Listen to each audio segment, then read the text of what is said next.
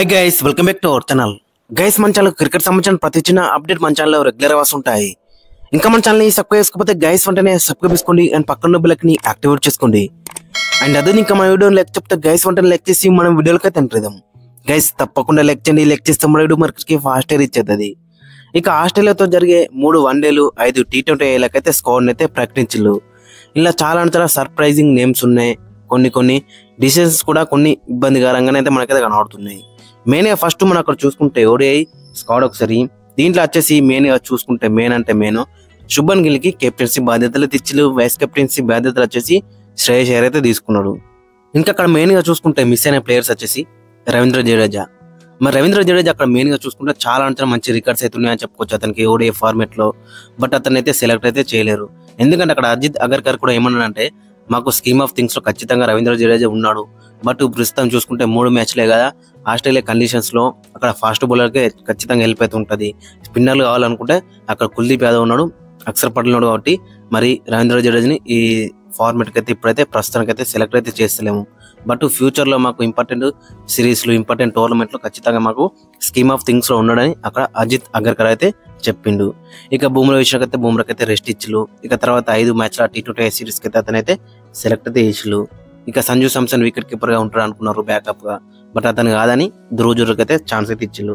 ఇంకా మనందరం అనుకున్నాం Abhishek Sharma and Tilak Varma ODI scheme of things లో ఉంటారని. బట్ ఉంటారు, బట్ ఆల్రెడీ అక్కడ రోహిత్ శర్మ విరాట్ కోహ్లీ ఉన్నంత వరకు వీళ్ళిద్దరికి అయితే ఛాన్స్ రాకపోవచ్చు. ఒకలేట వాళ్ళిద్దరు గిట్ట రిటైర్మెంట్ ఇస్తే గిట్ట Abhishek Sharma and Tilak Varma straight away squad లోకి అయితే వస్తారని అక్కడ అజిత్ అగర్కర్ అయితే చెప్పిండు. ఇంకా మెయిన్ గా చూసుకుంటే మరి హర్షిత్ రాణా ఎందుకని కూడా అందరు క్వశ్చన్స్ అయితే అడిగిళ్ళు. మరి ఎందుకు వాళ్ళకే తెలియాలి. ఎందుకు అక్కడ ఆల్రెడీ ప్రసిద్ధ్ కృష్ణ ఉన్నాడు, హర్షదీప్ సింగ్ ఉన్నాడు, మహమ్మద్ సిరాజ్ ఉన్నారు, 3 ఫాస్ట్ బౌలర్ సెట్ అవుతుంది.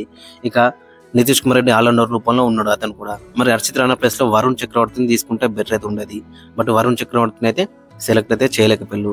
మరి ఒక్కటే కొంచెం ఇంట్రెస్టింగ్ కాల్ లెక్క కనబడుతుంది. మరి హర్షిత్ రాణా అన్ని ఫార్మాట్ లో కూడా 2 మిలియన్ రన్స్ అయితే లీగ్ ఇస్తున్నాడు. ఒక్క ఫార్మాట్ లో కూడా తన మార్క్ ఇప్పించింది అయితే లేదు. బట్ అతనైతే బ్యాక్ చేస్తూనే వస్తున్నారు అక్కడ గౌతమ్ గంభీర్. మరి ఇంకా చాలా ఫాస్ట్ బౌలర్స్ అయితే ఉన్నారు.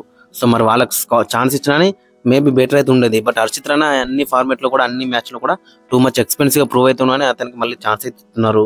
ఒక్కసారి మనం స్క్వాడ్ చూసుకుంటే ODI squad Shubman Gill, Rohit Sharma, Virat Kohli, Shreyas Iyer, Axar Patel, K Rahul wicket keeper, Nitish Kumar Reddy, Washington Sundar, Kuldeep Yadav, Harshit Rana, Mohammed Siraj, Arshdeep Singh, Prasidh Krishna, Dhruv Jurel and Yashasvi Jaiswal. అక్కడ మనం మెయిన్ గా చూసుకుంటే 2 మనీ ఫాస్ట్ బౌలర్స్ కనబడుతున్నారు. అండ్ మొత్తం చూసుకుంటే బౌలింగ్ యూనిట్ అనేది కొంచెం ఎక్కువ కనబడుతుంది మనకైతే. బట్ ఓవరాల్ చూసుకుంటే చాలా బెటర్ గా కనబడుతుంది స్క్వాడ్ అయితే. అక్కడ యశస్వి జైస్వాల్ ని బ్యాకప్ ఓపెనర్ గా తీసుకున్నారు.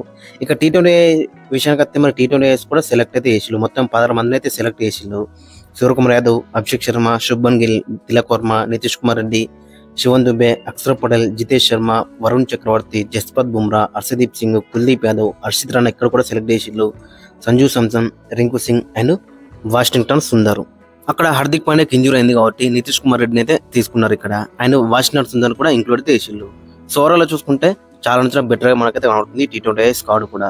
గైస్, ఇక మనం మెయిన్ టాపిక్ లోకి వెళ్తే గిట్ట మరి 2027 వరల్డ్ కప్ వరకు రోహిత్ శర్మ, విరాట్ కోహ్లీ ఉంటారా అనేది కొంచెం బిగ్గెస్ట్ క్వశ్చన్ లెక్క మనకైతే కనబడుతుంది.